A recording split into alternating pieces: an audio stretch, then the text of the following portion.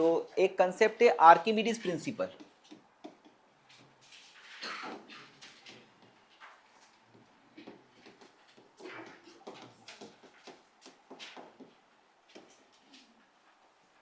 Archimedes principle, Archimedes बाबा जो थे ना, उनको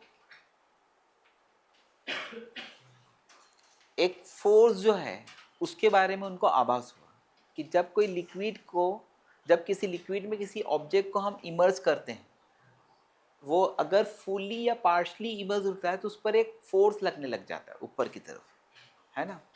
तो ऐसे तो इसमें बहुत तरीके से हम समझा सकते हैं, लेकिन जो प्रैक्टिकल आप लोगों को एडवांटेज दे उसके हिसाब से मैं आपको कुछ चीज बता रहा हूँ, ठीक है। ध्यान से समझना, ध्यान से देखना, ठीक है।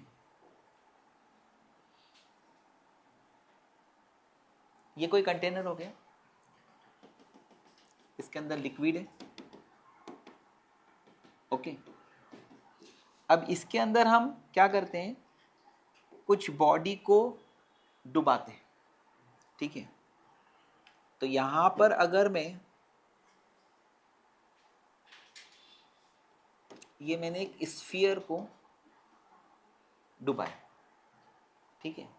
अभी मुझे क्या करना पड़ेगा, जब मैं स्फीयर को यहां पे डुबाऊंगा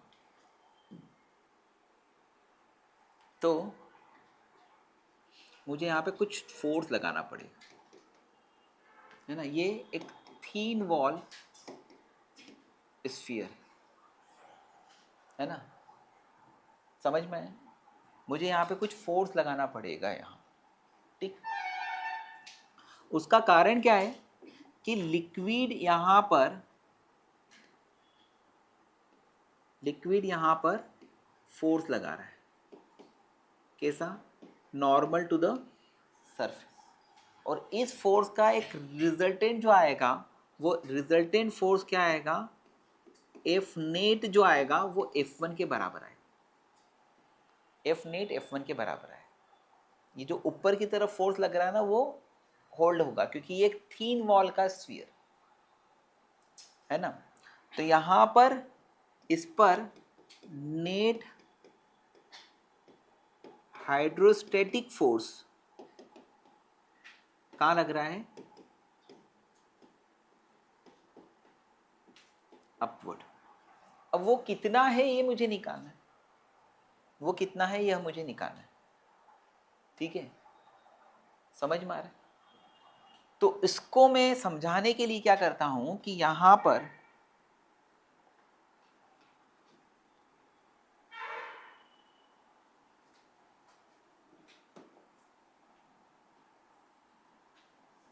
ये सेम थीन वॉल का स्फीयर हो गया, गॉट इट। यहां पर अगर मैंने एक पिन होल करा है, ये होल होने के कारण यहां पर क्या होगा, वाटर अंदर आ जाएगा, समझ में आ रहा है। यहां पर क्या आ गया, ये वाटर आ गया। अब वाटर इसके अंदर भी है और बाहर भी, अंदर भी है और बाहर भी है, तो यहां पर क्या लगेगा, अंदर का लिक्विड वॉल पर फोर्स लगाएगा, यस और नो। और सेम एज बाहर का लिक्विड यहां पे फोर्स लगाएगा।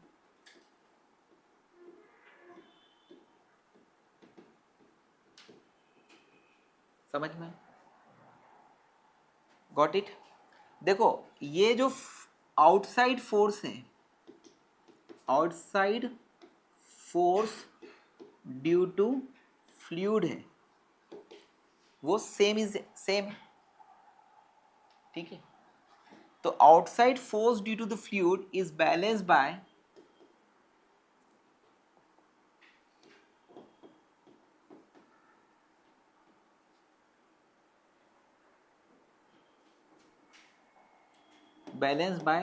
force due to liquid inside sphere। एक बार फिर वापिस से मैं पूरी चीज बताता हूँ। दिस इज स्फीयर, ये थिन वॉल का एक निग्लिजिबल वेट का स्फीयर है। इसको मैंने पानी के अंदर डुबाया, तो यहाँ पर फोर्सेस कहाँ पे लगेंगे? नॉर्मल टू द सरफेस लगेंगे। क्यों? क्योंकि फ्लूइड, ये जो प्रेशर है वो इस पर फोर्स लगा रहा है। Got it? ठीक है। अब मुझे ये फोर्स निकालना है, तो मैंने बोला कि ये F1 जो नेट अपवर्ड फोर्स जो लगेगा इसके कारण, वो एक एक्सटर्नल फोर्स से बैलेंस होगा, लेकिन मैं अभी इसको निकाल नहीं पा रहा हूँ। तो फिर मैंने यहाँ पर आइडिया क्या लगाया कि इसमें एक पिन होल कर दिया। वो पिन होल के कारण क्या हो गया? अंदर भी लिक्विड आ गया। क्योंकि ये थीन वॉल का है, तो ये देखो, ये फोर्सेस और ये फोर्सेस एक दूसरे को बैलेंस कर रहे हैं, क्योंकि प्रेशर में वेरिएशन नहीं आया। जितना प्रेशर यहाँ पर है उतना प्रेशर यहाँ पर है। एक, जैसे मेरे हाथ पर जितना एयर के कारण फोर्स इधर की तरफ लग रहा है उतना ही नीचे की तरफ लग रहा है, इसलिए हाथ का में इक्विलिब्रियम आया समझ में। एक कागज का पीस भी काय में है इक्विलिब्रियम में, क्योंकि उसके ऊपर जो फोर्स लग रहा है उतना ही नीचे की तरफ फोर्स लग रहा है। तो यहाँ पर इस थीन वॉल की स्फीयर पर फ्लूइड के कारण जो फोर्सेस है वो इक्वल एंड अपोजिट होने के कारण ये बैलेंस होगा। समझ में आया? ठीक है। तो कुल मिलाकर बात क्या समझ में आई कि ये जो आउटसाइड फोर्स है ये किसके बराबर है? इनसाइड फोर्स के बराबर है। और inside force on this surface is equal to क्या होता है? मैंने आपको बताया था, वेट ऑफ द लिक्विड, है ना। तो इसका मतलब ये है कि जो आउटसाइड फोर्स है, outside force on body is equal to क्या आया? Weight of liquid inside,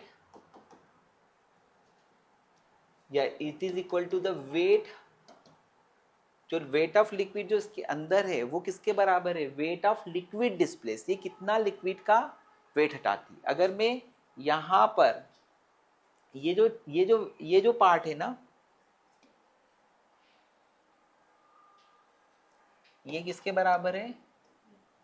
wait of liquid displace. It is equal to the weight of liquid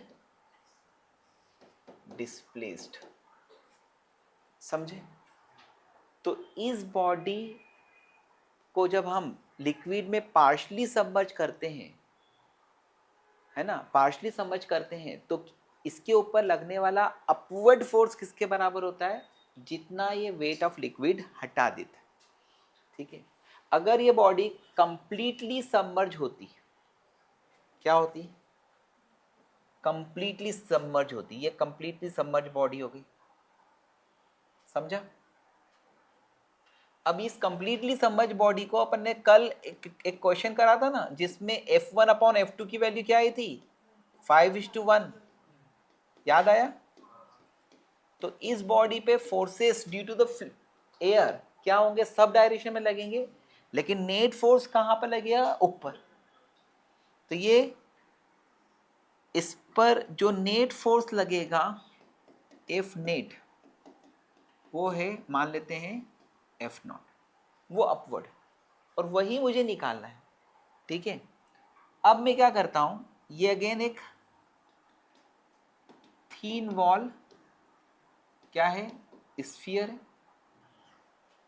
जब हम इसको, थीन वॉल का बहुत निग्लिजिबल वेट का एक स्फीयर है, मीन्स बलून है, उसको अगर हम पानी के अंदर डुबाएंगे, या एक काय की बॉल है, प्लास्टिक की बॉल है, उसको पानी के अंदर डुबाएंगे, तो आपको इसको प्रेस करने के लिए कुछ फोर्स लगाना पड़ेगा, और वो किसके बराबर होगा? F0। और वही क्या होता है?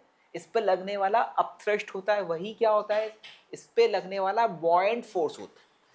तो इसको समझना है कि आखिर ये फोर्स किसके बराबर है। तो उसके लिए मेरे पास में पहला क्या है? कंसेप्चुअल एक्सप्लेनेशन है। और वो कंसेप्चुअल एक्सप्लेनेशन क्या बोलता है कि अब आप क्या करो कि इसके अंदर क्या करो, एक ये होल कर दो।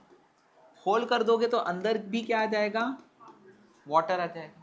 अब अंदर भी वाटर आ जाएगा, तो यहां पर अंदर वाला फ्लूइड वॉल पर कैसा फोर्स लगाएगा बताइए? नॉर्मल टू द सरफेस, ऐसा। और बाहर वाला लिक्विड क्या होगा? उतना ही फोर्स इक्वल एंड अपोजिट लगाएगा, यस और नो? क्योंकि वॉल क्या है? थीन है, तो यहां पर प्रेशर में कोई चेंजेस नहीं आता। तो यहां पर भी हम लोग क्या बोलेंगे? Inward force is equal to outward force. Okay, तो ये जो आउटवर्ड फोर्स है,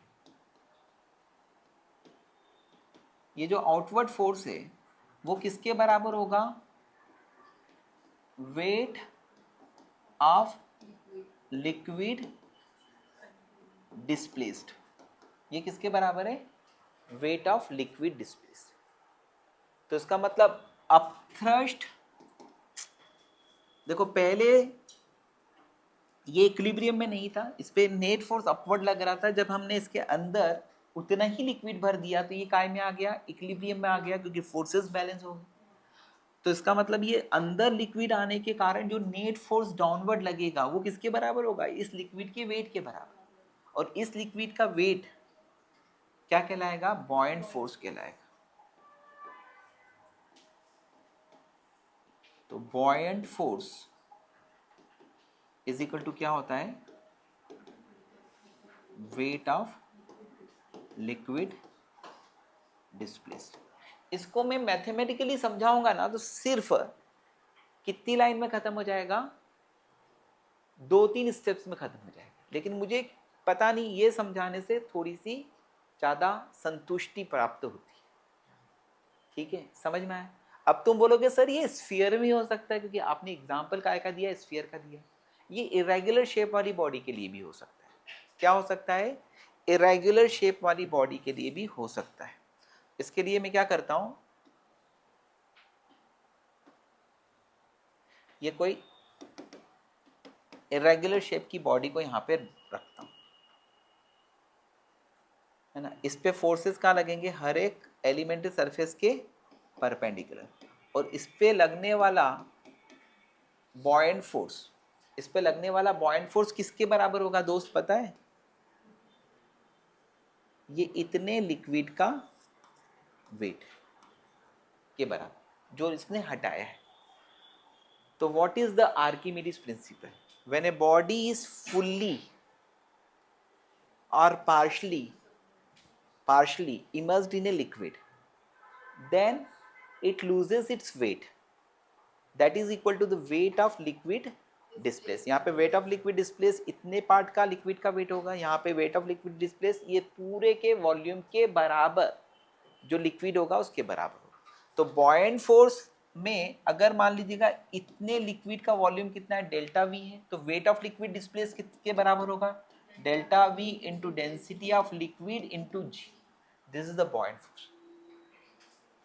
वापिस से आर्किमिडीज प्रिंसिपल बता रहा हूं। When a body is fully और partially immersed in a liquid, then it loses its weight, है ना। इसका वेट डाउनवर्ड लगेगा, लेकिन एक अपथ्रस्ट लगने के कारण इसका वेट कम हो जाता है। Then it loses its weight, that is equal to the weight of liquid displace. आया समझ में? तो जब कोई वस्तु किसी द्रव्य में आंशिक या पूर्णतः डूबी होती है, तो उसके भार में, उसके वेट में कमी आती है। और वो किसके बराबर होती है? जितना वो लिक्विड हटाती है उसके वेट के बराबर। जब कोई वस्तु किसी द्रव्य में, लिक्विड में कंप्लीटली या पार्शली डूबी होती है, तो उसके वेट में कमी आती है। और वह कमी किसके बराबर होती है? जितना भी लिक्विड वो हटाती है उसके वेट के बराबर। जब कोई लड़का किसी लड़की के प्यार में पूरा या आंशिक रूप से डूबा होता है, तो उसकी पढ़ाई में आने वाली कमी लड़की को दिए समय के बराबर होती है।